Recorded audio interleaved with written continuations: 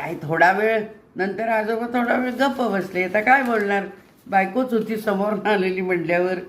आणि मग नंतर ते काय म्हणाले की त्यांनी नंतर सिन्सिअरली अगदी बायकोला सांगितलं, तू अशीच राहा, हसत राहा, प्रसन्न राहा, तुला जे काय पाहिजे ते कर, तुझी हौस पुरवून घे. आयुष्यभर तू खूप कष्ट केलेस आणि कालानुरूप तू थोडं जमवून घेतीसच, सुनांचीही घेतीस आणि तुझ्या थोड्याशा जुन्या प्रथा आहेत त्या आणि नव्या प्रथा ह्याच्यामध्ये तू समन्वय साधतीस. याच्यात मला खूप आनंद होतो. तू म्हणजे माझ्या घरचा आधार आहेस, तू माझ्या घरचा आधार आहेस आणि घराचा माझ्या कणा आहेस. तू माझ्या घरचा आधार आहेस, माझ्या घराचा कणा आहेस. वास्तू नावाच्या पंढरपुरातील तू सुंदर वीणा आहेस. तू शारीरिक आरोग्य म्हणजे घराचा आनंद आहे.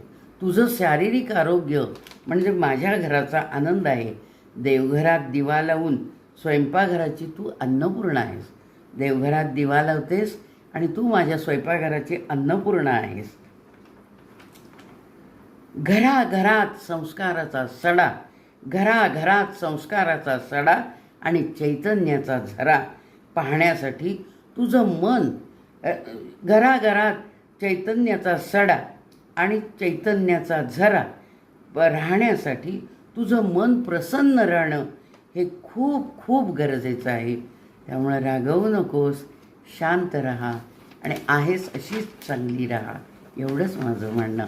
तू म्हातारी अजिबात नाहीस, तरुण आहेस. धन्यवाद.